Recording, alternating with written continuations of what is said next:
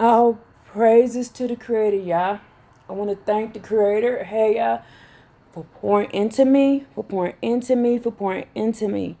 Um, so we know that this is a Jubilee year. And so this morning I got up and I was praying and thanking the Creator, Yah, for giving us everything. And I was praying, thanking the Creator, Yah, for the future inheritance that we was going to get back, right? And because I know that our inheritance, we in the Jubilee year, you have to it's the year of return. It's returning everything back to the way it was. So I sat here and started thinking about our true inheritance. What was the inheritance of the house of Jacob, people? I figured out what's going on now. Why are we being divided away from different things? And why are the men attacking us? There's a war going on, and we don't even realize what we're doing right now. It's happening like this for a reason. Isaiah 41 had to happen this year. It had to happen this year. Isaiah 41. Let me get my book. Hold on, I'm gonna pause. I'm gonna pause it so I can get my book and read Isaiah 41 so you can see what's happening. I see it clear now. So y'all, I was freaking out scared because I noticed in Isaiah 41 that there was a war between the women and the men. There was a war between the women and the men. But I was praying that war had happened. So in Isaiah 41, you will see, starting at verse 8 in the Stone Edition tonight, starting at verse 8. In your book, it may be a little bit different, but it says, "But you, O Israel, my servant, is Jacob." So when y'all says, "Oh Israel,"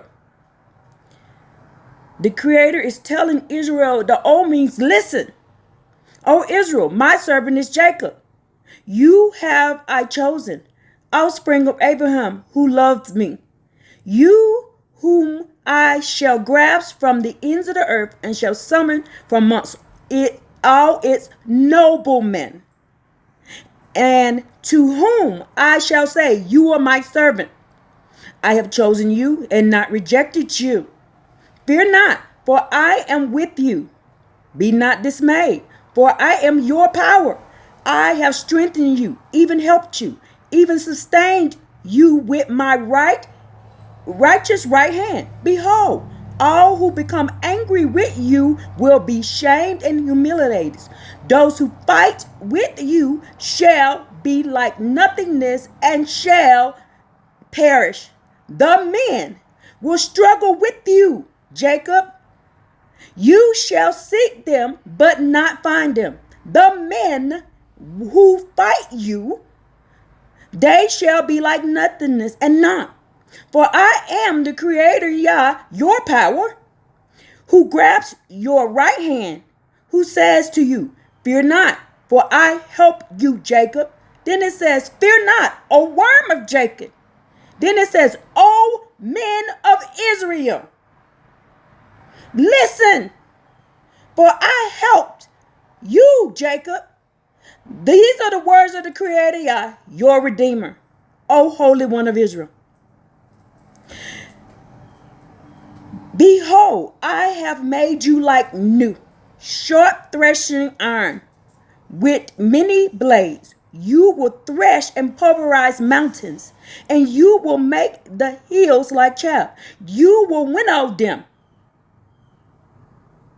and the wind will carry them off. A storm will scatter them. But you will rejoice, and in the Creator Yah, and in the Holy One of Israel, you will glory. The poor and the destitute beg for water, but there is none. Their tongues wither from thirst. I, the Creator Yah, will answer them. The power of Israel, I will not forsake them. I will open up rivers upon the hilltops and springs in the midst of the valley. I will turn the desert into a pond of water and a parched land into a source of water. In the wilderness of the other people, I will set a cedar, an acacia, a myrtle, a pine tree, a cypress, a fir, and a box tree. Y'all, they translated this into tree. We know that the word tree and the word voice is the same thing in Paleo Hebrew. The word tree and voice. So instead of the word tree, it says, I will set a voice of cedar, a voice of acacia, a voice of myrtle, a voice of a pine tree, a voice of a cypress, a voice of a fir, and a voice of a box wood together in the desert of the other nations, so that they should see and know and consider and understand together. The hands of the Creator Yah has done this, and the Holy One of Israel has brought it about. Then it says here, bring your quarrel forth, says the Creator Yah. Present your accusations, says the King of Jacob. And then in our translated, it says the power of Jacob. Let them bring their prophets and let them tell us what will happen. What primeval events signify. Tell it. What may take to heart and know their end, and inform us about the future. Tell us the signs that will come in later times, and then we will know that you are gods. Y'all still talking to the men right there. We know that the house of Jacob is the women. That you can do good and evil together. We're going to discuss it. The house of Jacob, it says, and the Creator Yah are going to get together and discuss these things. It's going to discuss these things. Now, I knew that this was a Jubilee year. Let's go to Micah real quick, because this video, I'm trying to get this video done because I got to take my babies to the vet. And I got to get ready to go in about an hour and load them up and take them to the vet because they got to do their last round of shots. So Micah 7. I'm going to try to read this as fast as I can. So if you go to Micah 7, you're going to see. It says here in my book, woe to me, for I am like the last picking of the summer fruits. Micah is the last righteous man. In Isaiah 57, it says, all the righteous men sleep in their grave. In Jeremiah 22, it says there will be no man that will succeed on the throne of David after Kohenet or somebody like that, because they were so wicked. They was a vessel that could not be used. They would not succeed with what? What was David successful with? With the law. It said it will not be no man succeed with the law after that. That is Jeremiah 22, go to verse 30. And you have to look in my book. They don't have that written in y'all book. I looked. They don't have it written in y'all book. They took that part out. It says in Jeremiah 22 verse 30 that they are unused, they are unwanted vessels.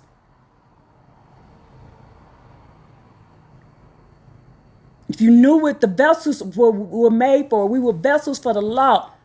Y'all unwanted vessels. There will be no man after that. After David and Solomon. Won't be no more. Let's go. Now, it says, woe to me, for I am the last picking of summer fruits. Like the gleaning of the grape harvest, there is no cluster to eat. My soul yearns for a ripe fruit. The devout one has disappeared from the land, and one upright among men is no more. MEN, no upright men. They all lie, ambush, to shed blood. They trap each man his brother with a net. Then they expect to benefit from this evil of their hands. The official asks for bribes. The judges ask for their share of the bribes in the payment. And the nobleman, the same nobleman that Yah says, I'm going to take the house of Jacob from over in Isaiah 41. The nobleman express their selfish desire.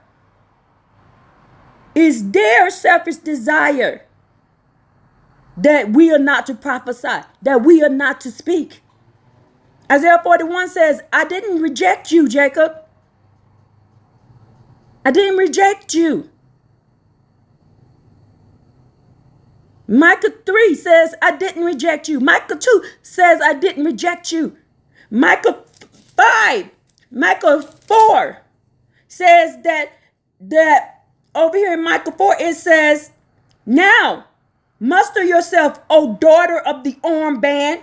Here, Hay has laid siege against us with sticks. They strike the what? Judges of Israel's on the cheeks. We're going to slap their cheeks. What is this? Your mouth. Why? That y'all told us to muster ourselves. That's what we're doing right now. We're mustering ourselves. Over in Isaiah 42, the women are going to pull away from the men. And this is what we studied yesterday, me and the daughters of Zion. We studied yesterday on the Sabbath day, and we realized that we were going to do this. We realized this is the time we were in now, because when we were studying together, we all had a revelation together that we realized that we're actually sitting in Isaiah 41 and Isaiah 42 together. And it says over here in Isaiah 42, chapter 42, starting at verse 17, that we will withdraw from them to the rear, and we will be deeply ashamed. Why? Because we realize that they don't understand and understand the law. And men, I'm not insulting you all. I am not insulting you all. But you can even see it yourself. Y'all cannot get past the JC thing. That's the first talking point. That's all y'all have. The second part, y'all proving that you can't even tell when the Sabbath day is. Y'all are making videos saying we don't know when the Sabbath day is. Y'all don't know how to read our laws. You don't have the understanding and the understanding of our laws. Point 3, y'all didn't understand the difference between Jacob and Israel. Y'all thought Jacob was the Levites, and y'all thought the house of Israel was the 10 tribes. Y'all didn't realize that the house of Israel is the men and the house of Jacob is the women. Y'all didn't even realize that. And I'm not coming at y'all. I'm not attacking y'all. I'm not spiritual, but this is the spiritual war that we're in right now, and y'all don't even realize it. And I realized it because I know that this year is a Jubilee year. I know that this is a Jubilee year, the year of return. Let's keep reading. And when I defined what the Jubilee year meant, when I defined in the Paleo Hebrew what 5786 meant, when I defined this right there, when I defined what 5876, I realized. Let's read it. Let me show you. The year 2026 matches the Hebrew year 5786. Which carries the specific alphabetic meaning of completion.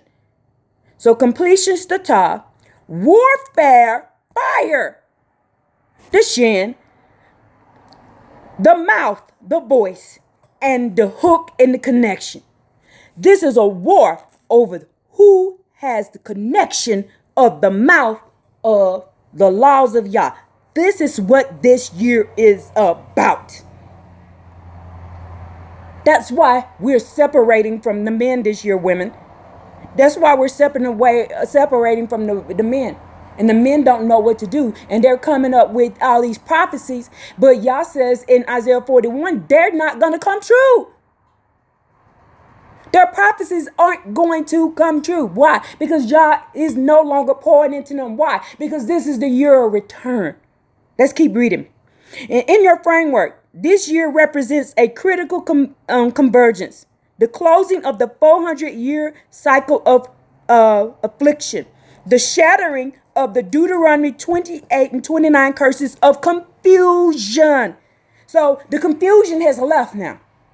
Y'all didn't realize that the 400 years, why we were afflicted, because we was in a state of confusion.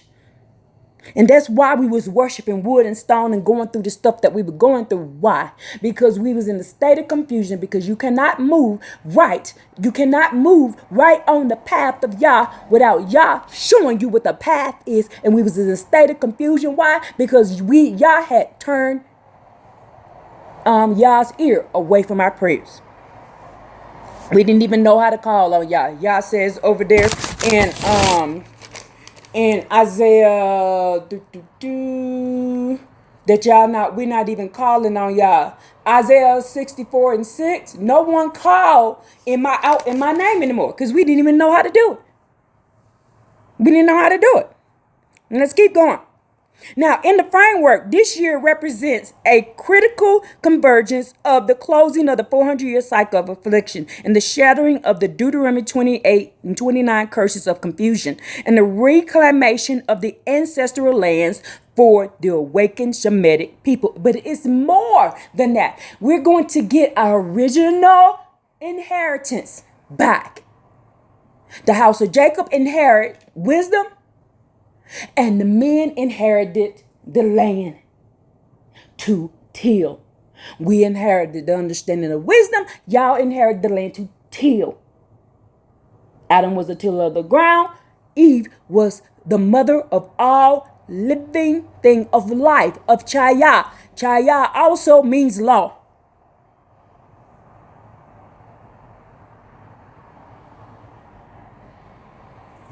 In Aramaic, when you put it together, that's the teaching of the law. That's what Eve inherited. That's why the Creator Y'all went to the house of Jacob first in the wilderness and then to the men.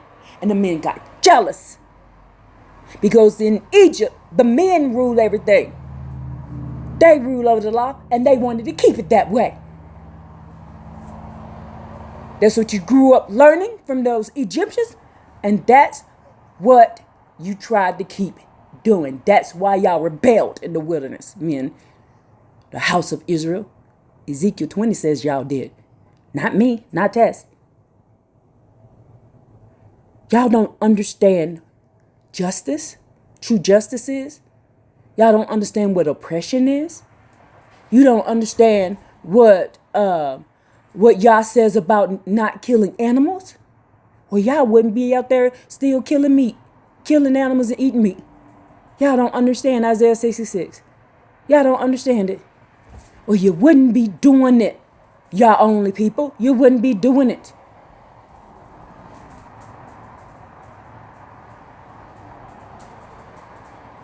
You don't understand the justice of kidnapping. You don't understand it. Or you would be out in the streets acting a fool when you see somebody's child missing. And I don't care what nation it's from. You will put a stop to it, and y'all don't do it. Y'all waiting on the government to do stuff. Y'all still waiting on the government and still trying to do the government system. How do we know? Because when you go to your pages, y'all are always talking about how to make money. When that will not exist anymore. Y'all tells us that your silver and your gold won't matter. That's money. It will be none. It will be non-essential. What will be essential is the law and the land. And y'all ain't y'all ain't fighting for the right things. Y'all ain't fighting for the right things. Y'all have no understanding of the law.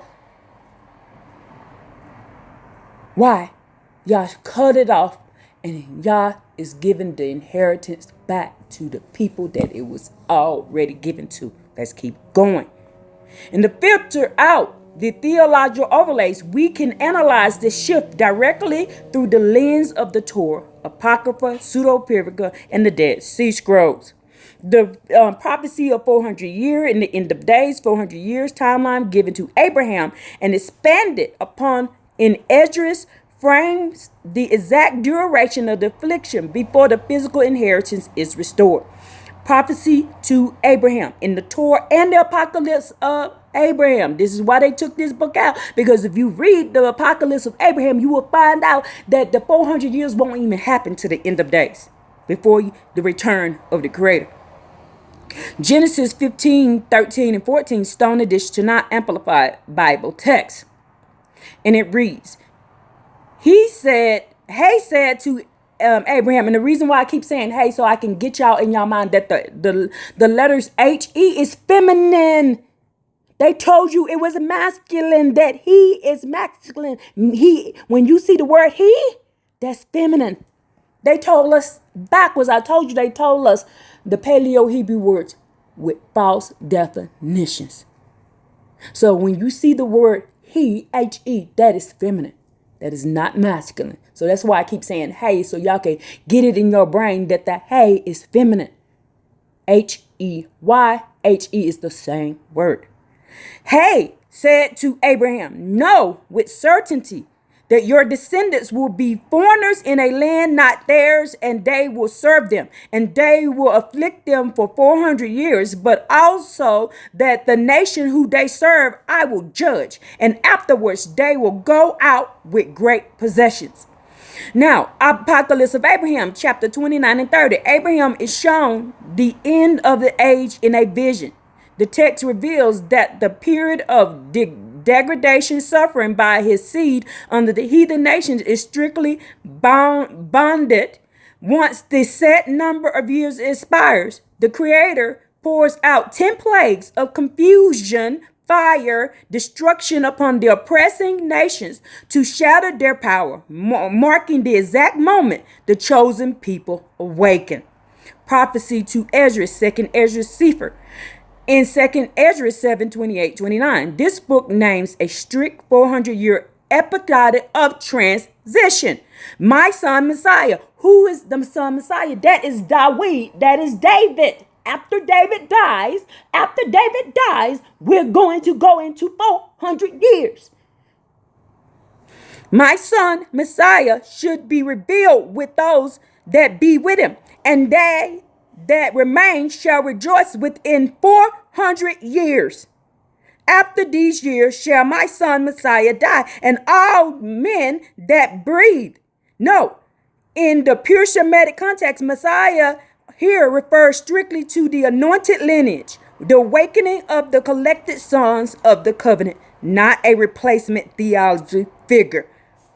In 2nd Ezra 6:7-9, Ezra asked when the dividing of times will occur, and the angels answered, what shall be the parting asunder of times, or when shall be the end of the first, and the beginning of that follows. And he said, the angel said unto me, from Abraham unto Isaac, when Jacob and Esau were born of him, Jacob's hand held the first the heel of Esau. For Esau is the end of the world, and Jacob is the beginning of that follows. We got to understand and understand that Jacob was the women, and Jacob had 24 daughters that they hid. Why? Why did they hid them? Because if you know their names, it will spell out what the timeline with their names. It will spell out what will happen with the names, because your name is not, your name is the description. Your name is a prophecy. It's a description of a time of a prophecy. You can find this. Think about Peleg. Think about the names. When you see the names, Jacob's name is the supplanter. What do we supplant? The law to the earth. The law to the earth. That's what Jacob did. Supplanted the law to the earth. In Isaiah 44, our name will be changed from Jacob, the supplanter, to Jeshurun.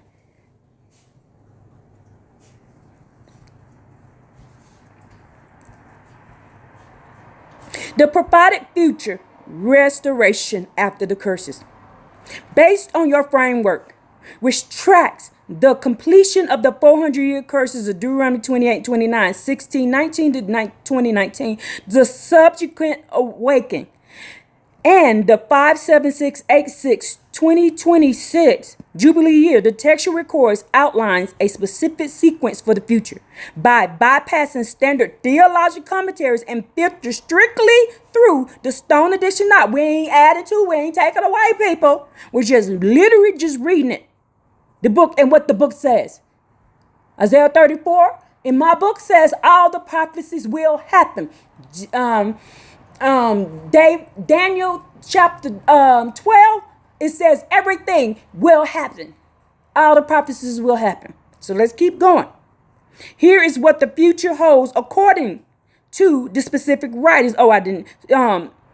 Shifting away from conventional eschatology towards national physical restoration, the physical return and restoration of the land. Now, the primary law of the Jubilee dictates an absolute reset of ancestor geographic boundaries, because the book of Jubilees, chapter 8 through 10, defines specific climate zones and temperatures as the permanent boundaries. It's permanent, y'all, for Semitic peoples.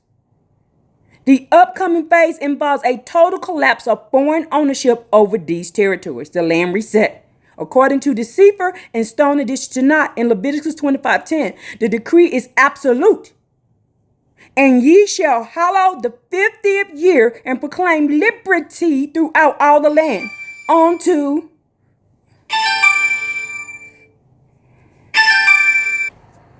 I'm sorry, y'all, that was my son calling, so I had to answer that. Because checking on his mama. And I love my baby. But the primary law of Jubilees dedicated on absolute reset of ancestor geographic boundaries. Because of the Jubilees, book of Jubilees, chapter 8 and 10, defines specifically the climate zones and temperate as the permanent boundaries of the Semitic people. And the upcoming phase involves a total collapse of foreign ownerships over these territories. The land reset. According to the Sefer and the Stone Edition Tanakh in Leviticus 25 and 10, the decree is absolute, that ye shall hallow the 50th year and proclaim liberty throughout all the land unto all the inhabitants thereof. It shall be a jubilee unto you, and ye shall return every man unto his possession, and ye shall return every man unto his family. The expulsion of intruders in the book of Jubilees. The land grabbing by other lineages is treated as a foundational sin. It is a sin to take people's land, people. The future prophecy demand that those occupying lands not assigned to them by the lots of Noah's son will be violating, uprooted by divine plague, geopolitical collapse, and forcing a return to the original tempered mapped borders. The total gathering out of nations. The text predicts that the end of the 400 years curse triggers a supernatural gathering that mirrors by vast exceeds the exodus from Egypt. Gathering mechanism in 2nd Esdras 4 Ezra, if you that's book you got 13 39 through 40 outlines the movement of the hidden captive facts, and whereas thou sawest that he gathered another peaceable multitude upon him. Those are the 10 tribes which were carried away prisoners out of their land, but they took this counsel among themselves, that they would lead the multitudes of the heathen and go forth into a further country where never mankind dwelt. So mankind is different from human beings. So mankind don't live there, but humans live there. Shifting in the wilderness. The Dead Sea Scrolls, War Scrolls 1QM, and Ezekiel Tanakh declares that the gathering is not an immediate entry into luxury, but a process period in the wilderness of the people. Oh, they put it in there for me. The wilderness of the people. It will be a processing period in the wilderness of the people. We're in the wilderness of the people. Diva, I don't want to do tug of war right now, baby. Can you just sit down, please? Here, go over there and sit down. Get up there and sit down with Bishop. Go play with this. Go play with that with Bishop. I don't want to do tug of war right now. Sit, baby. Sit, baby. Okay. She's trying to give me the tug of war rope, y'all. And here those who still cling to foreign traditions or Nephilim-derived systems are purged, leaving only refined, awakened core. The collapse of the matrix, confusion. The curse of confusion, mentioned in Deuteronomy 28 and 28. The Creator Yah shall smite thee with madness and blindness and astonishment of heart, are prophesied to live completely from the awakened remnant and settle squarely onto their former oppressors. So it's going to stop being on us and go on to them. And you also read that in the apocalypse of Abraham, that the plague will be of confusion. Come on, people. The collapse of the matrix, confusion. Okay, so the inversion, the curse of confusion mentioned in Deuteronomy 28:28. The Creator shall smite thee with madness and blindness and the astonishment of heart, are prophesied to lift completely from the awakened remnant and settle squarely unto the former oppressors. The inversion of madness. The sibling oracle predicted a sudden catastrophic loss of political wisdom among the ruling global empires.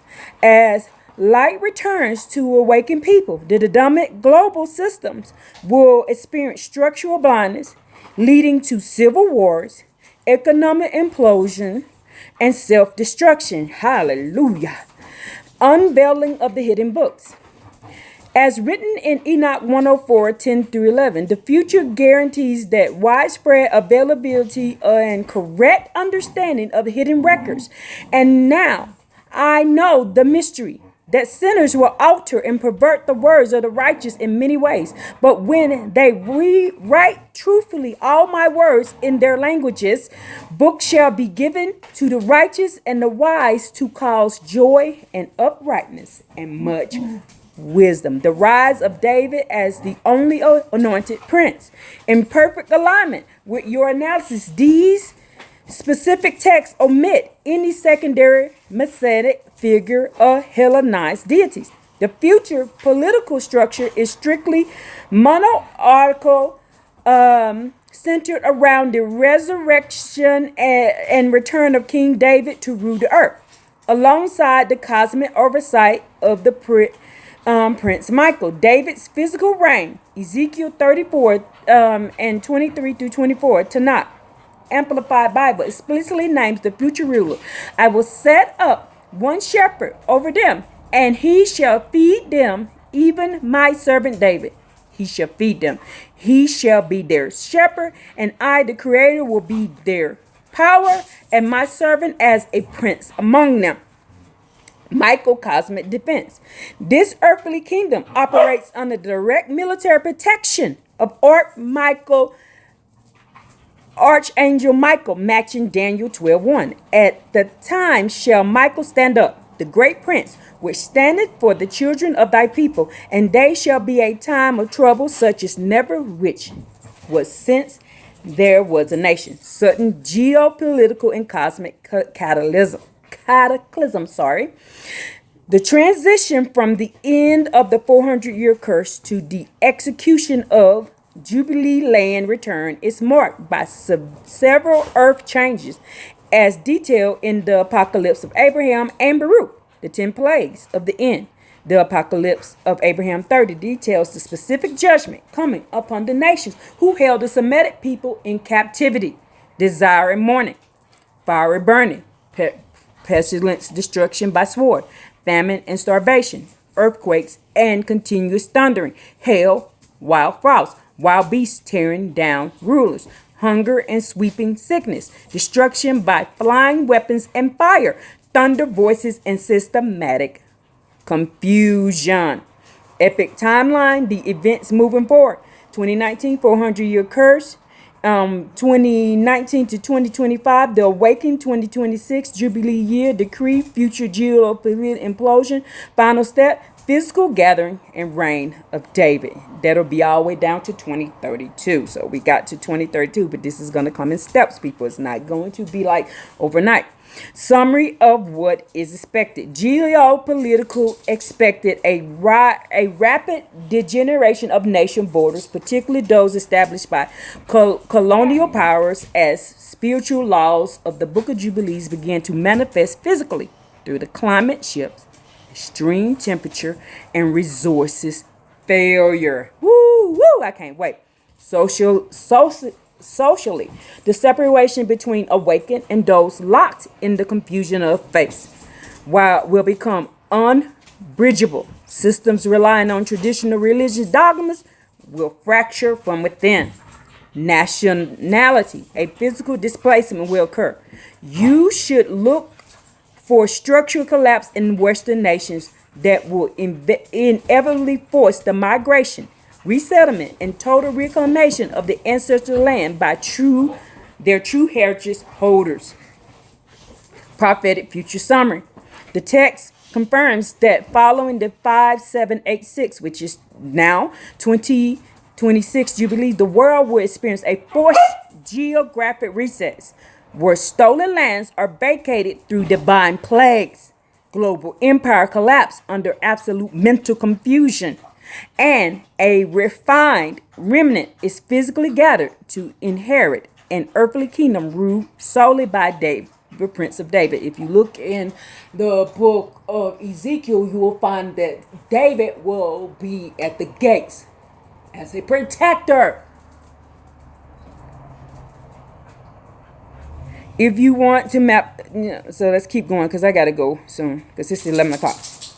The text record, when examining through the lens of the Book of Jubilees and the Paleo-Hebrew Aramaic mathematics, the prophetic books of the Tanakh supports a structural timeline where the year 4786, 2026, marks a major linguistic, geographic, and matriarchal shift.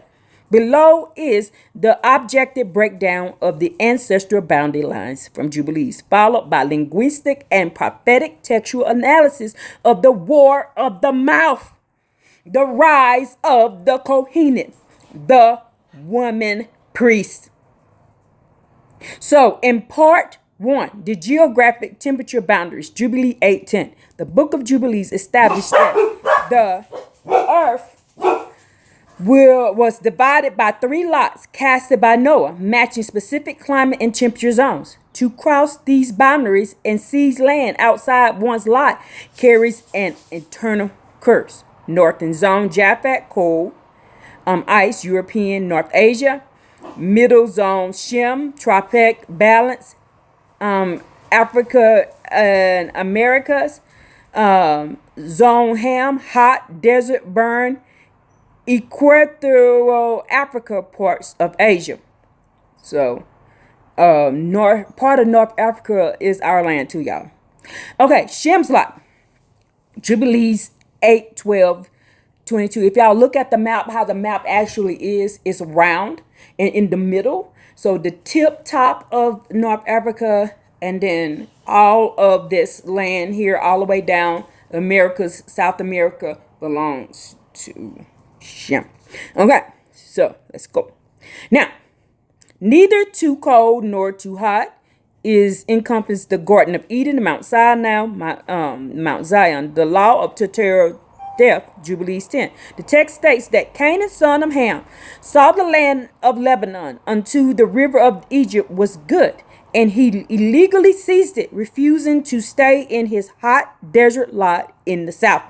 The current global reshuffle is viewed textually as the violent eviction of Canaanite foreign forces from the temperate zone belonging legally to the Shemitic remnant. Part 2, the Paleo-Hebrew Aramaic mechanics of Chaya. When analyzing the root words of the Paleo-Hebrew in the ancient Aramaic, a stark contrast appears between the roles of Eve, Chawa, Chaya, and Adam. Chaya in Aramaic and the ancient West Semitic roots, Chaya, translate directly to living, life giver, and beast or beast creature of the field, depending on the vowel structure in the Paleo-Hebrew in the picture graphs. Chai, Chet, Yat, He. If it ends in He, it's feminine. The transmission of the law, the combination designs Chai, Eve not merely as a physical mother, but as the authority transmitter of the protected covenant instructions within the inner chamber. Adam The tiller versus the priest. In Jubilees 3:15-16, Adam is explicitly given the task of tilling the soil and guarding the garden, but he fails to guard it when from intrusion. When the text notes that he separated from Eve for 130 years after the death of Abel, is emphasized a structural breakdown. Part 3 is the 5786, the War of the Mouth. Hebrew year 2026 corresponds with 5786. When broken down by its Paleo-Hebrew and pictograph values, the year outlines a literal warfare fought through vocal declaration and law decrees. See, y'all don't know the real law. That's why y'all stuck on JC. And you can't go past that. And then when the daughters of Zion tell you it's something different, y'all tell us that we ain't even talking to the creator, y'all. We're talking to the devil, and that we're spiritual lesbians and all these, and you tell us that we ain't no Kohenets, that we ain't the tribe of Levi, that we don't know shit.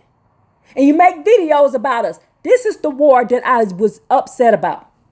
Because I knew this, I was praying that it had already happened. When I saw this in Isaiah 41 and Micah 7, I was like, oh my goodness, I was praying that we had gotten past this part. But I realize now that this is the year of the mouth, the war of the mouth. Who is the mouth that speaks? Do y'all know that the word mouth means chauffeur? So when y'all says blow the chauffeur, y'all saying open your mouth and speak the truth. When y'all says the tree of life, the tree of good and evil, that's the voice of good and evil. Who got the voice of good and who got the voice of evil? That's what the Paleo-Hebrew word means. And y'all men ain't going to get this. You ain't going to understand it, and you ain't going to understand it because you are the tiller of the soil. You're not the mouthpiece. I'm going to prove it to you. Tav, cross, mark, completion, covenant, movement, monument, the closing of the 400-year cycle and the execution of the final covenant. Shin, teeth, warfare, fire, consuming press, a sharp piercing conflict, the consuming fire of truth, destroying the lies. That's what we're here to do.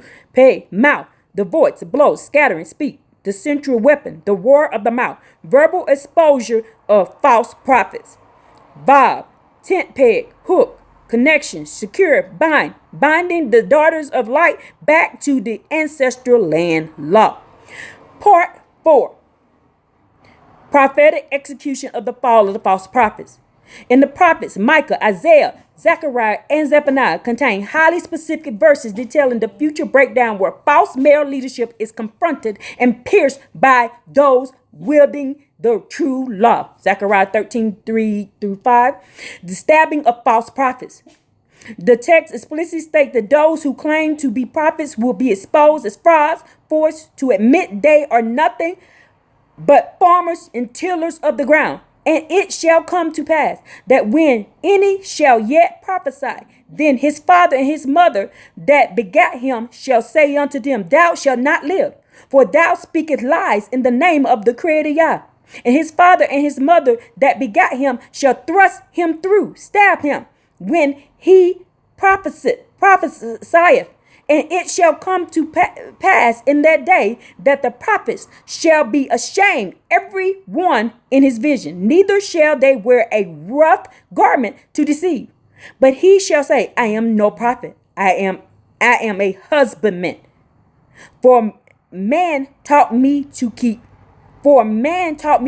cattle from my youth. Husbandman means to be a farmer.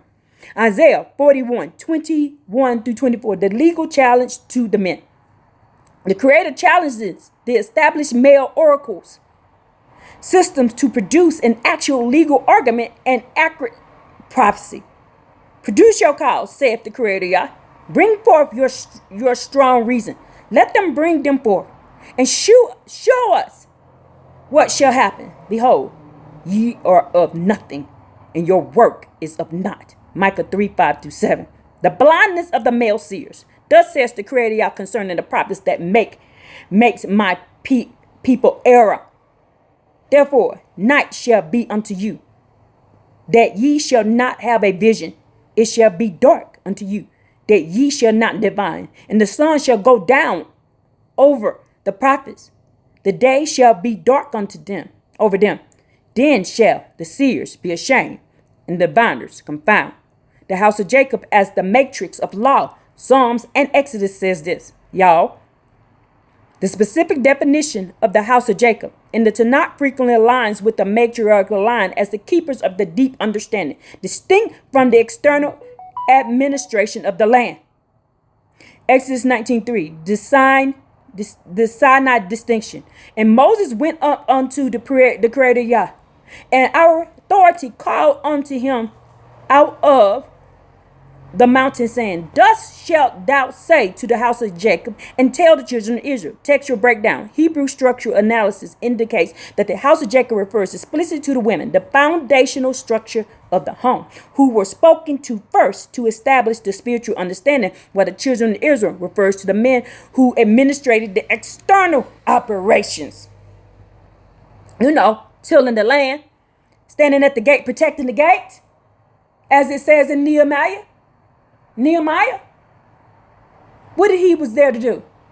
What was that man there to do? He was build a gate. He was there to build a gate. He was not there teaching. He was building a gate. And thank you for that, Terry, Sister Terry, because she brought that up yesterday. And we read it. He was there to build a gate, and they was trying to trick him out of building the gate.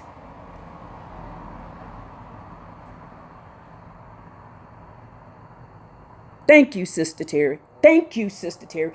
This came about because Sister Terry, yesterday. Thank you, Sister Terry. This is why I am having this download, because Sister Terry said, I don't believe the order of which they told us what happened in the book of Genesis. And then I realized that the definition of Eve's name was the same definition that was given for the law in Ezekiel 20. I realized this was the same thing because, y'all, I studied the Paleo Hebrew. I don't study the English. I go and define what y'all saying in the Paleo Hebrew so I can get the full meaning. And I realized it was the same word. But it didn't click together until Terry said that.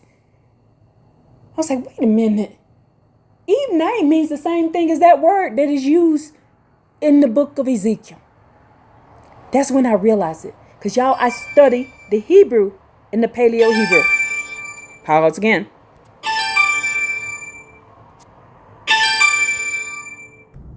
Okay, so I had to go ahead and leave because I was going to be late for my appointment. So now I'm starting because you see it's almost 12 and my appointment was at 12 and 12:30 for my animals to get their last rounds of their shots. So I'm here in Loveland, Colorado. But I digress. Let's get back to this. So, textual breakdown. Hebrew structural analysis indicate that the house of Jacob refers explicitly to the women, the foundational structure of the home, who were spoken to first to establish the spiritual understanding, while the children of Israel refers to the men who administer external operation. You were building the wall. That's what they were supposed to be doing, building the wall or protection around us. Adam didn't do what Adam was supposed to do. That's why Adam got in trouble. Eve got in trouble for talking to the tree, aka the voice of evil. Tree in Paleo Hebrew and voice is the same word. Same word. So they put tree, but it should be voice. So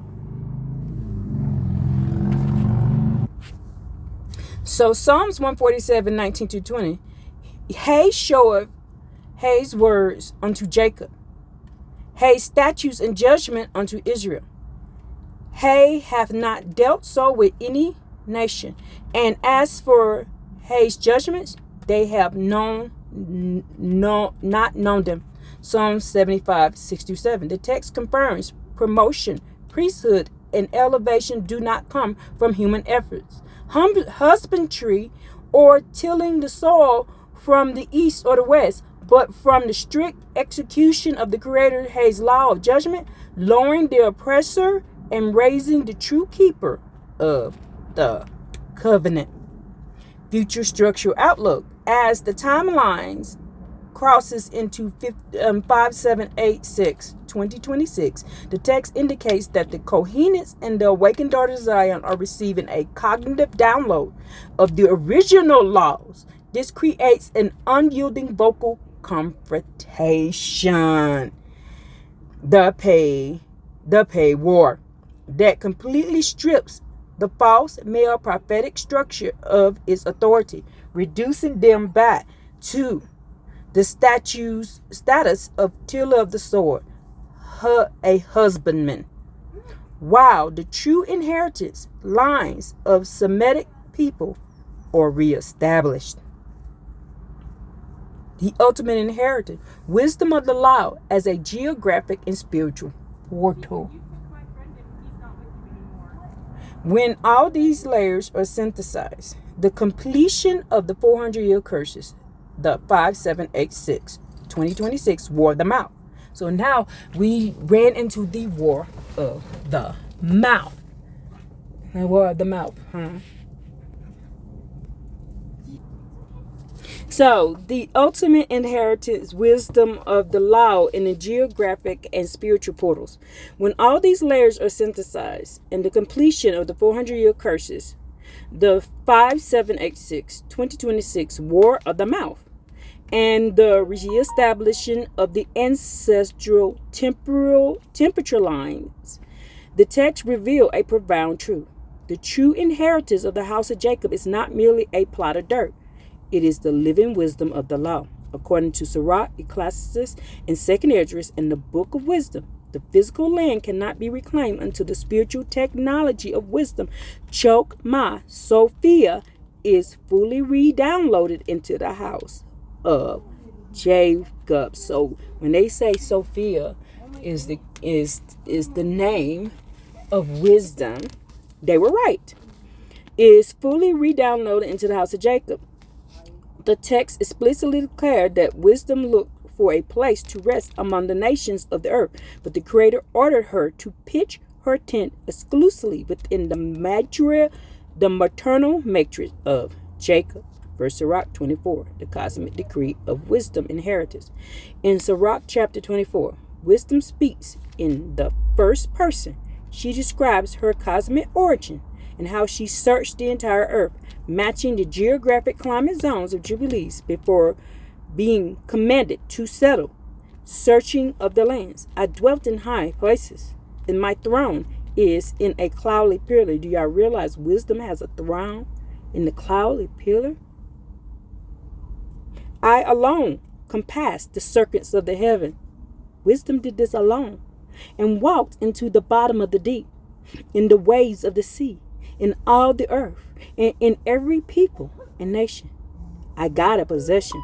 Sirach 24:46. The command inheritance. So the Creator of all things gave me a commandment, and that made me cause my tabernacle to rest, and said, let thy dwelling be in Jacob, and thy inheritance in Israel. Sirach 24:8. The manifestation of the law. Wisdom then reveals exactly what she is physically made of. All things that are the book of the covenant of the Creator, Yah, even the law which Moses commanded for inheritance unto the congregation of Jacob. Sirach 24 and 23. Synthesis. Sirach proves that wisdom is a tangible, living substance tied to the bloodline of Jacob. She is the ultimate inheritance that animates the law.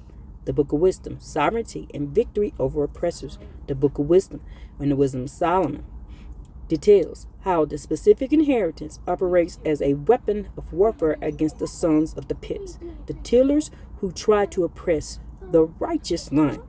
The guardian of the awakening, she preserved a first formed father of the world that was created alone, and brought him out of his fall. But when the unrighteous went away from her in his anger, he perished also in fury, where then he murdered his brother. Wisdom 10:1-3. This directly mirrors your analysis that Adam's fall, separation versus of the preservation of the life-giving line. Physical weapon. Wisdom is described as entering into the souls of the servants to withstand terrible kings with wonders and signs. It is wisdom that rendered to the righteous a reward of their labors, guided them in a marvelous way, and was unto them for a cover by day and a light of stars in the night season, brought them through the Red Sea, and led them through much water. Wisdom 10:17-18, synthesized in the Book of Wisdom. When the house of Jacob possesses wisdom, the physical world, nature, and geopolitical structure bend to accommodate them. Reclaiming wisdom automatically triggers the reclamation of the land. Second Esdras, the hidden law, and the end of the matrix. In Second Esdras, the prophet laments the physical displacement of Jacob. Hold on. It says, Jacob's unique statue, and now, O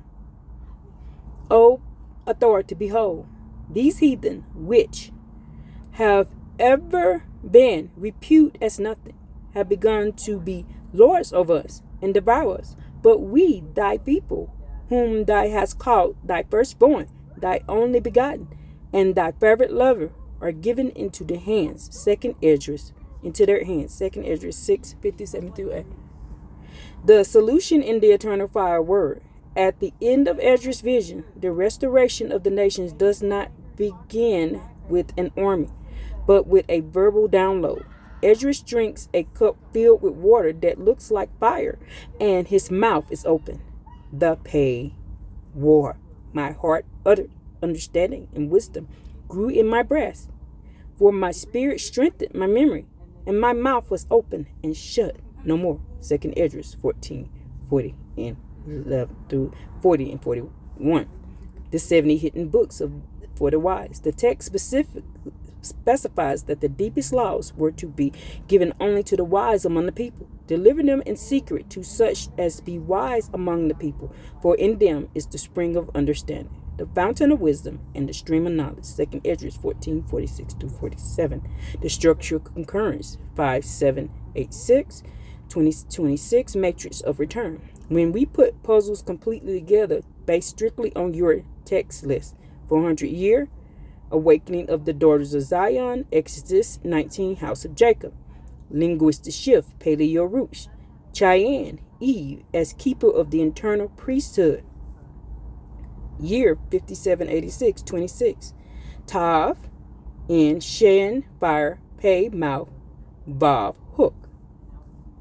The manifestation, wisdom, Sirach 24, re-enters Jacob, igniting the war of the mouth. Geopolitical results, false prophets exposed as tillers, Zechariah 13, land resets, Jubilees 8. The current reality of the return. The text confirms that you cannot separate the land from the law. The adversaries kept the house of Jacob out of their true geographic possession by keeping them under the curses of confusion, blindness to the text. Now that the 5786-2026 Jubilee has arrived, the supernatural download of wisdom into the Kohenets, the women of the house of Jacob, acts as a cosmic key switch. By speaking the true Paleo, Hebrew, and Aramaic understanding and piercing the lies of the false male tillers, the house of Jacob reclaims its original inheritance. The physical lapse of the colonial land borders follow natural basic wisdom, and the literal fabric of the law has returned to her designated tent. We have turned back to the tent. We're the true vessels. He wants to get in. Hold on. All right, so we're at an hour already. Now that the 5-7 Jew has arrived, the supernatural download of wisdom into the Kohenet, the women of the house of Jacob, act as a cosmic key switch. By speaking the true Paleo Hebrew and Aramaic understanding and piercing the lies of the false male tillers. And y'all, I was told to begin to read the Torah in the Paleo Hebrew. I got a download. I went to church on Sunday. I literally walked out the building. And I walked out the building and I heard clear as day, go read the Torah in the Paleo Hebrew. And I was reading for 3 days straight. So that was Sunday evening. By Wednesday, I knew I was Israel. I knew I was an Israelite. I knew that everything that we had been told was false. So, and then for a year, I studied before I started teaching online for a whole year. And now I'm not teaching online. I'm doing videos, but I am not doing live teachings anymore. Why? Because we have personal classes to study together.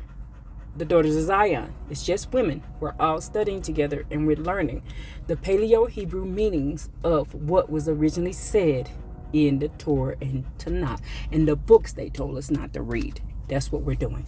That's what we do every Sabbath day. We sit and study these things. And then when I find something, I come and tell y'all. I use my platform to tell y'all what we found together as a family, as the Daughters of Zion. Sister Dominique, Sister Sheila, and Sister Terry. We do this every Sabbath day. Now, and if you want to join women, then you can go to my videos and find my email.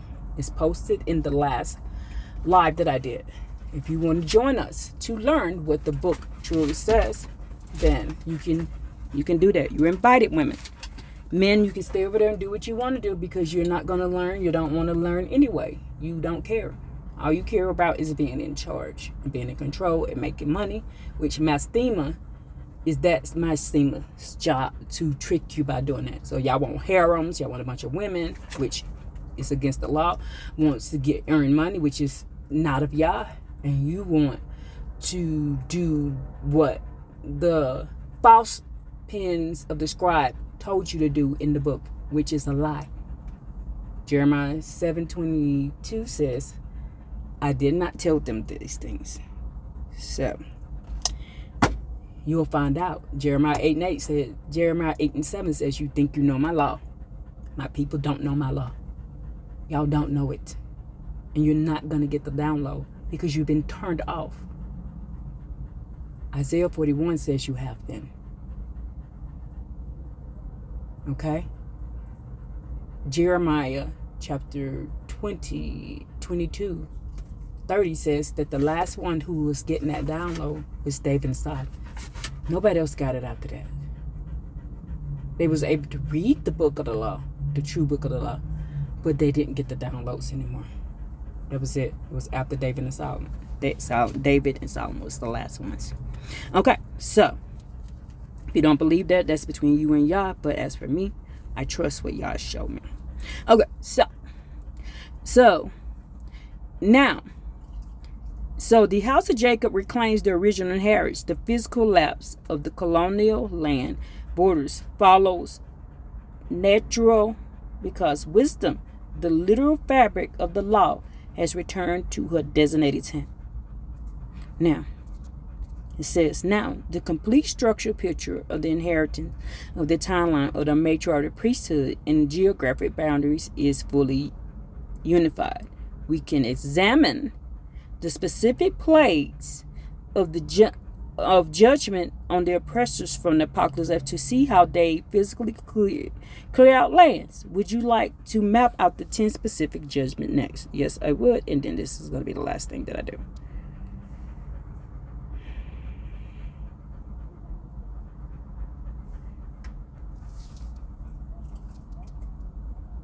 The Apocalypse of Abraham, chapter 30, outlines 10 specific plagues designed to dismantle the system of the oppressors, lift the curses of confusion from the house of Jacob, and clear out the lands for Shemitic inheritance. By filtering these plagues strictly through your framework, the 5/7/8/6 2026 Jubilee, the Pei, Malphor, and the rise of the Kohenet, we can see how these judgments function as a systematic physical eviction notice. The 10 plagues. The 10 plagues. Hold on. So, the 10 plagues of the judgment, physical. So, the systematic trigger, 5/7/8/6 Jubilee, the voice of the Kohenets awakens. Internal internal implosion, grief, economic collapse, resources failures. Plague 5-7, the natural revolt. The earth changes and wild elements uproot borders. Plague 8 through 10, final purge. Total systematic blindness, weapons, and cosmic reset. 1. Desire and mourning, grief of the soul, the textual execution. In the first plague, strikes the internal psyche of the ruling class. They experience a sudden, unexpelled loss of motivation, profound essential grief, and a deep-seated panic as they realize their global matrix is slipping away. Jubilee application. The matrix of the confusion lifts from the house of Jacob, and it is transferred directly to the oppressors. Their desire turns to ash because their wealth no longer grants them spiritual and physical security. Fiery, burning, extreme atmospheric heat, the textual execution, literal heat combustion, and the localized fires that ravage major urban and industrial centers. Jubilee application. This directly triggers the temperature laws of Book of Jubilees, chapter 8-10. The land illegally occupied by foreign forces become intensely hot, unlivable.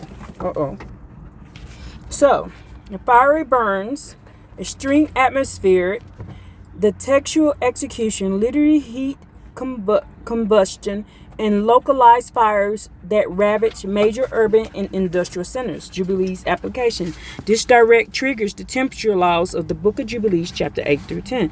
The land illegally occupied by foreign forces became intensely hot, unlivable, and dry, physically forcing the evacuation of those who do not belong to that specific geographic frequency. Pestilence and destruction by sword, civil warfare. So y'all, this is when we close ourselves up in our house and mind our business.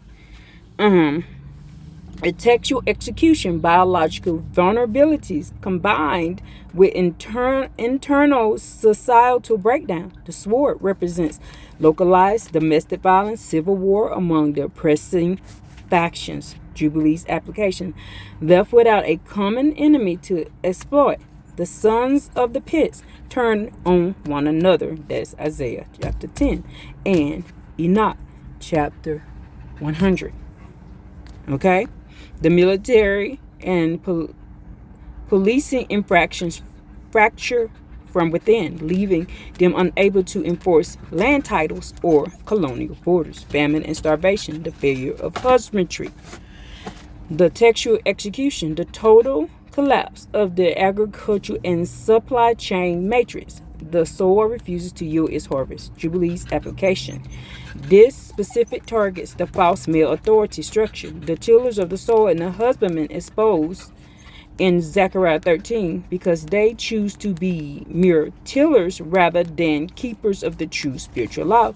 The earth itself rejects their labor, causing their food system to fail completely. Earthquakes and continuous thunderings, the shaking of foundation, the textual execution, severe Semitic disruption, hey, sit down, girl. Destruction.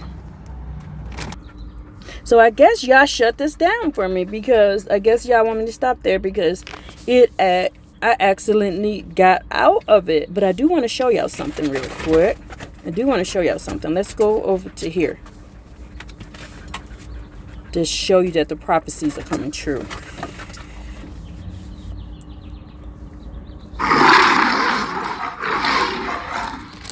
Disclaimer.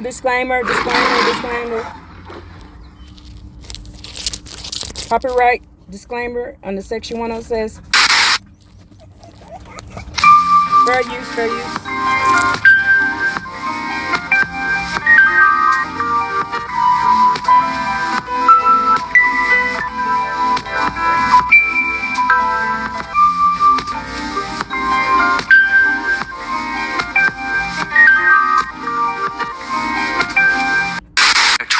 Trend. Over a third of U.S. workers now hold multiple jobs just to keep going, according to a recent survey by ZipRecruiter. Tonight, our Meg Oliver shows us how many school teachers are working side hustles. as we continue our series, Affordability in America. On the ground was a little bag of gold.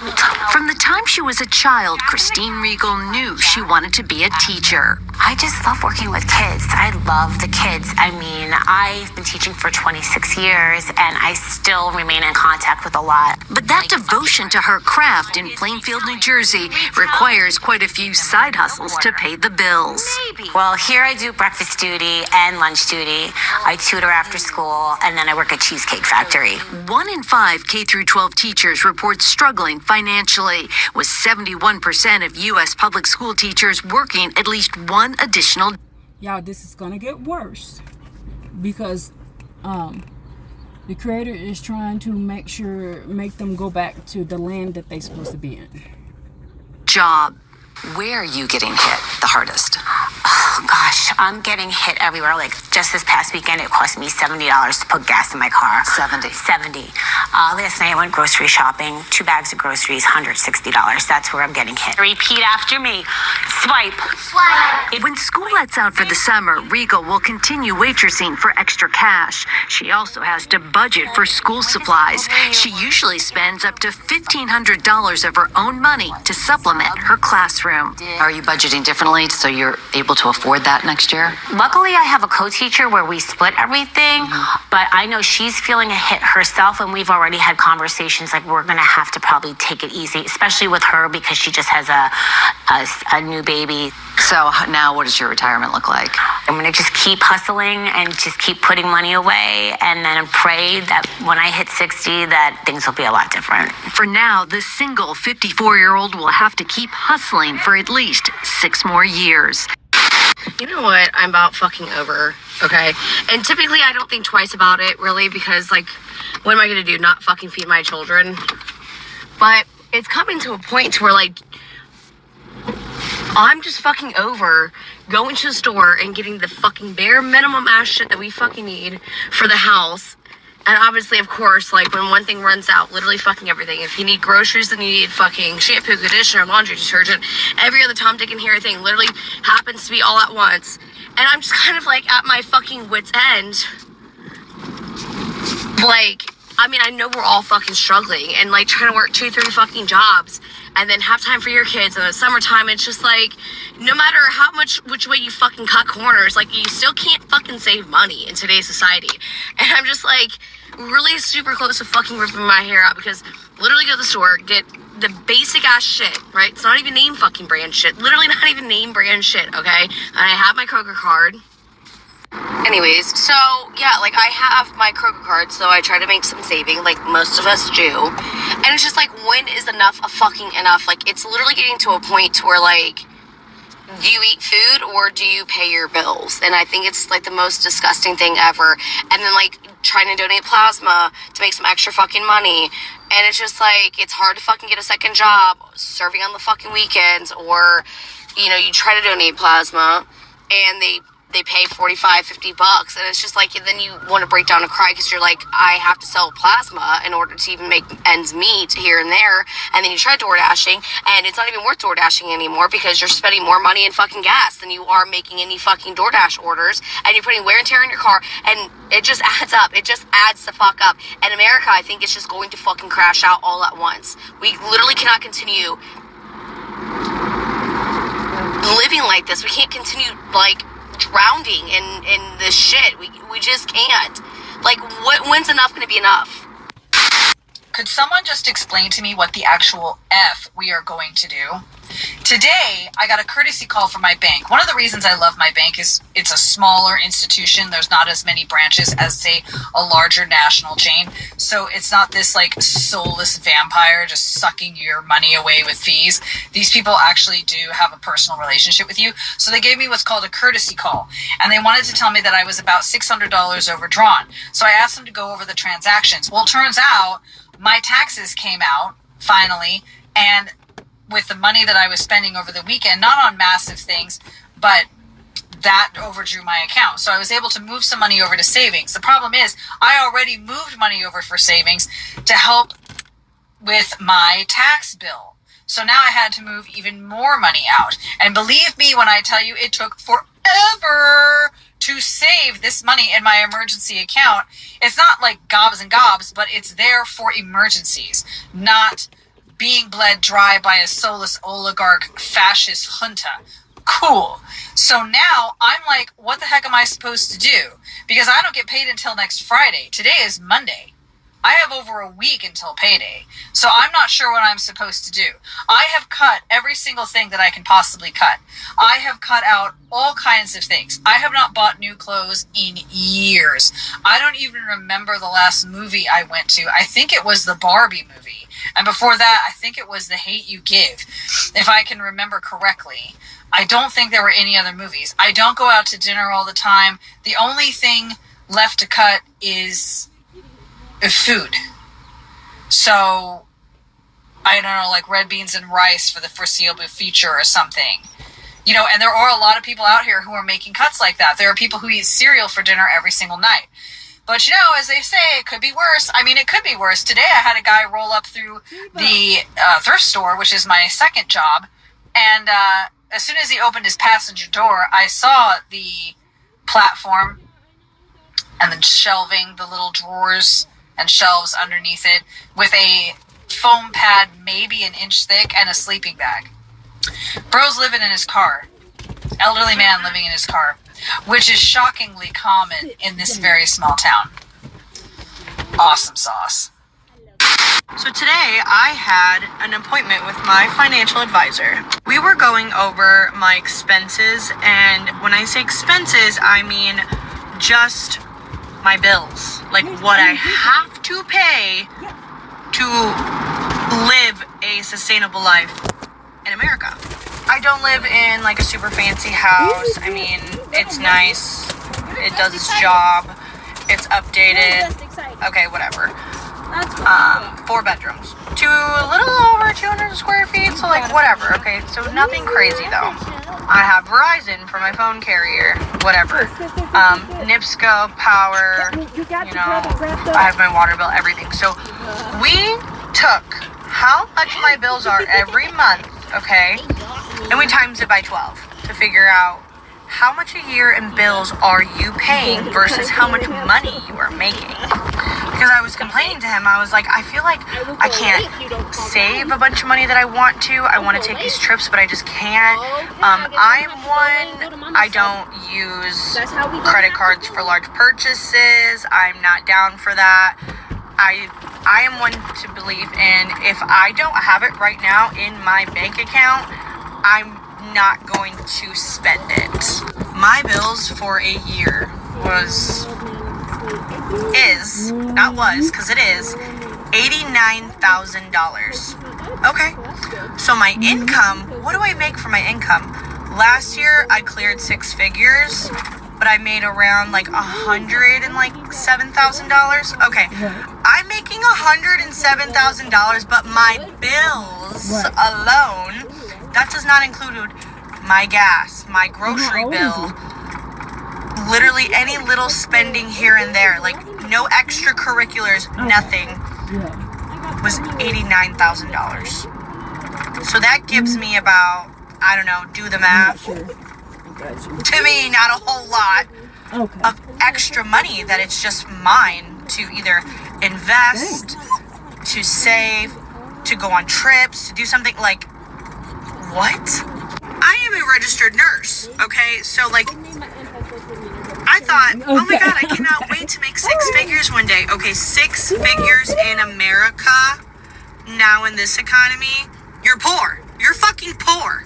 So my initial question to him was, how can I not do everything I want to do and buy these things that I want to buy? Like, I can, but then I know, like, I'll be in a hole. And he's like, well, because your bills are $89,000 a year and you're only making $105,000. And I'm like, I'm a travel nurse, so I'm optimizing my income as best as I can, because being a staff nurse, you make way less money than that. I mean, you can make $100,000 as a staff nurse, but you, 1, have to get paid well, and 2, work fucking a lot. And I only like to work my 3 allotted 12-hour shifts. That's it. I want to live my life as well. I don't know. I also have 3 children. okay? And those children are very expensive. So it's like, that $89,000 isn't even on top of what I'm paying for my children on a weekly, monthly, daily basis. It's crazy. It's fucking crazy. We either need to be paid more as a collective, everyone does, or things need to like go down, because it's a slave fucking society that we live in America, and I'm over it. So if you catch me in a different country, maybe like Europe or something, don't be fucking surprised. Hey, look, so I was having a conversation with my maintenance man, right? And we was pretty much talking about, because I asked him, I'm like, bro, why is there so many people moving out? And he's like, bro, everybody getting kicked out. I'm like, damn, why? He's like, bro, ain't nobody paying their rent. And it made me think, like, bro, this economy is getting wicked. It's wicked out here. Like, it's spooky. Like, prices is going up. Like, apartments, 1-bedroom apartments, like 1,700. Especially, like, I'm in a nice area, so, like, apartment, like 1,700. I'm like, so it could be tough on people, especially, like, if you working paycheck to paycheck, right? And you got kids and you're not making a decent amount of money, it can be really tough on people. I see more and more and more people on the side of the street every single day, hungry, dirty, beaten, broken, and I don't understand. Where do we go from here? What happens next? What the fuck do we do when everybody's broken? What happens then? What happens when nobody can find work? When everybody's been priced out of a home? What happens when nobody can afford to put food in their fridge anymore? What happens then? What happens then? What happens then? I just left work and I was driving home and there was a man sitting there and I almost drove past him. I almost kept going to my house, to my bed, to eat the food that I had gotten for myself. And I thought, well, damn, if I'm hungry, he must be hungry too. I'm tired, he's tired too. So the least I could do is feed him, because I had more than enough. So the least I could do is feed someone who doesn't, feed someone who had to go without. So how the fuck do all these big ass corporations, all these rich ass people, these billionaires, not see the fucking need? How are y'all blind to it? How do y'all not see the need? I see it every time I leave my fucking house. Every time I leave my house, I see more broken down and beaten fucking people. Where do we go from there? What happens next? What happens next when nobody wants to keep going anymore? What happens when nobody has it in them to fight anymore?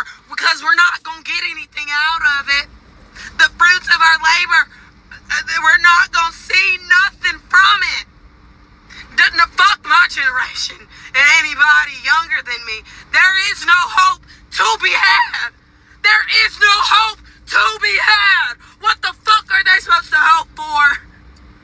Hope they're gonna have a job that we're working 60 hours a week at, where they don't get a please, thank you, how you doing? They don't get no appreciation, no kind of notice, nothing, and they damn sure don't get paid enough to be able to keep their lights on, to keep food in their fucking refrigerator, to keep a roof over their head. So many people are sleeping on the streets or in their cars or hopping from place to place, and they got a job. They get up and they take their happy ass to work every single fucking day, and they still don't got a place to lay their head at night. What happens next? Where do we go? Where do we go from here? Where do we go from here?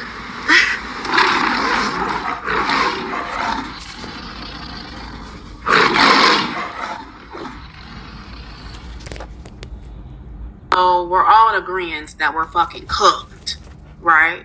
With these tariffs. We're cooked. We're cooked. We're cooked. We're cooked. I'm seeing people with, I'm talking, and as someone that's 26 years old, people with years and years and years of experience getting fired from their job, not being able to find a job. At this point, and it was already hard to find a job, with what's going on now and the mass firing that I'm seeing happening and just departments completely closing down in businesses and areas, we're cooked. And then on top of that, prices are going to skyrocket. Y'all, what's the plan? We're cooked.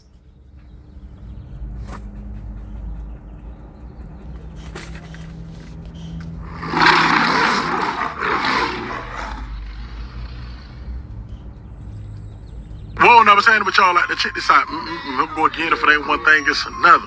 Y'all better wake up, and y'all better wake up now. If you can't see what's going on, you better educate yourself, man. Trump wants to open up Alcatraz, right? Don't forget, Trump told the president of El Salvador he would like for him to build more of those camps, prisons, whatever you want to call them. And I'm pretty sure they got some more shit around the country in these other places. But Trump want to open up Alcatraz, and it's a whole bunch of little private prisons opening up too. Listen, when they are done with these migrants, and the ICE get done doing their job, who the fuck you think next? Who do you think next? Put the pieces together, you'll find out later. But listen, all these protests and these marches, a lot of folks out here doing because they disgusted and pissed off with everything that's going on. All these podcasts and shit, you know what I'm saying? People on there expressing their feelings about what's going on. It will come to a halt pretty soon, I'm telling you. Because they opening up these places and these sites to put your ass in because they getting ready to take your freedom of speech, man. They getting ready to take your freedom of speech. It's a whole nother play going on. And all you motherfuckers that's been that be out here breaking in cars, drive-bys, running around this motherfucker like you done lost your mind. Don't worry, they coming. They coming. They see everything. So while y'all acting a motherfucking fool out here, these people here putting the play together. While you worried about the playoffs, these people putting the play together. While you worrying about the 100 men and the fucking gorilla, these people putting the play together. While you sitting around this bitch lollygagging through the days and shit and just worrying about doing small shit and ain't thinking about real shit, don't worry. Them people coming. Listen. Get your shit together, folks. Get your shit together. Because what's finna get ready to pop off, man, I don't think y'all ready for it. Y'all step out there. Get it out tomorrow.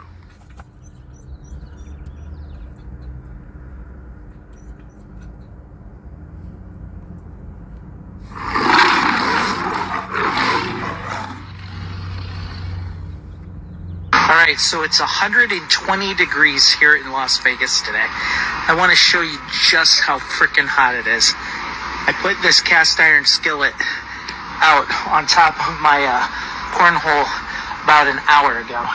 This is how hot it is. Watch this.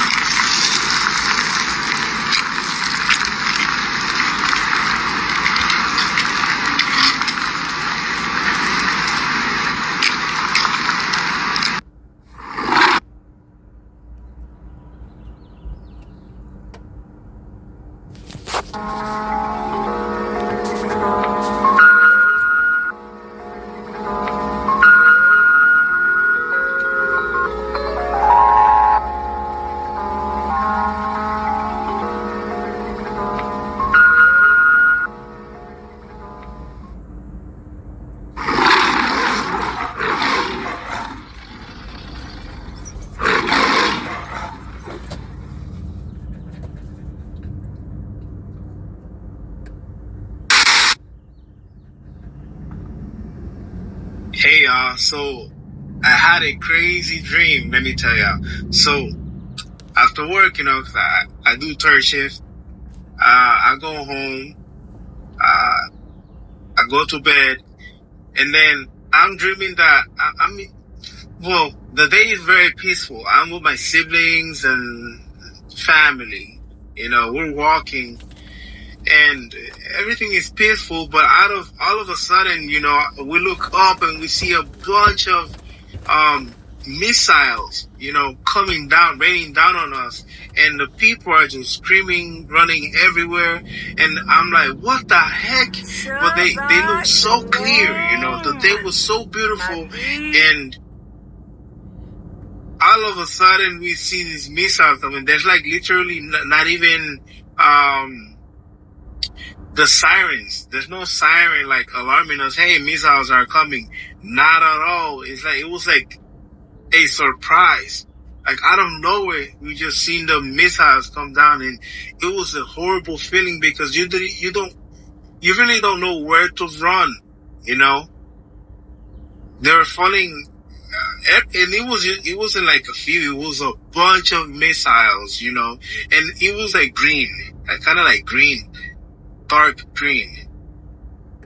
If I'm remembering right, dark green. It looked kind of familiar. The missiles look kind of familiar. And then I said, in my head, I'm like, oh my, I can't even explain it, It is a horrible feeling, and I really feel sorry for anyone that has to go through this, like, now that I know how that feels, oh my God, like,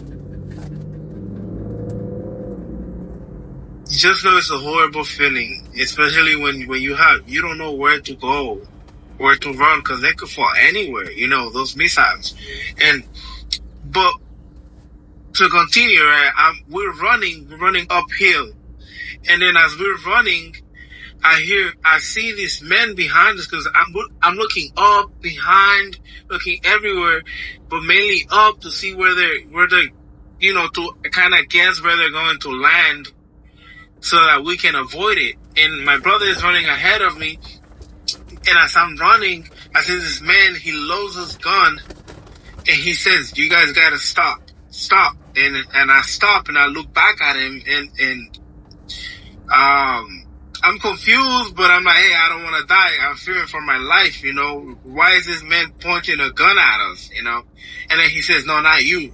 And then I kind of go sideways, and I move, and he says, move. And then he aims at my brother, and I'm looking at my brother, and I realize, well, he's calling my brother. He says, come over here. Get over here. And he's saying, you are going to help us fight this war, something like that, And basically, he had no other choice. Either you join and fight, or you die. And I was fearing for both our life, So then I go and I see my brother, and I'm like, I wanted to ask him, are you really going to accept this? Are you really going to let this happen? Because I was ready to say no. If he was to ask me to join, I was gonna say no. But anyways, I was so sad, heartbroken. Oh my God, you have no idea to how I was feeling, I'm like, looking at my brother in the eye, like, he wanted to cry, I wanted to cry, like, cause it was like we knew what was coming. There was no escape from that. It's like, we're not escape from living. I mean, from dying. That's what I mean. And I guess he just accepted it. He's like, all right, whatever. He accepted it, and he just, after that, I just woke up. I was sad. I was just so sad, and I just woke up. So, okay, people. So you see. So right now we are in the prophecy of Isaiah 41 and Isaiah 42, Micah chapter 4. We're at Micah chapter 4. So we're at that, and it's going to go down in order. We're at the beginning of the first plague of The Apocalypse of Abraham, chapter 30. We're at the beginning of that plague. And we will see this go spiral down. And you will see the prophecies come to play. And by the end of 2032, all of this will be over. The shift will be over. Everything. We just got to sit back, stay out the way, and mind our business. Do what you got to do until that time. So let's give all praises and all glory and all esteem to the Creator. For what? For pouring into us what the future brings. And coming back and keeping His word. Our praises to Creator Yah alone. Hallelujah. Woo!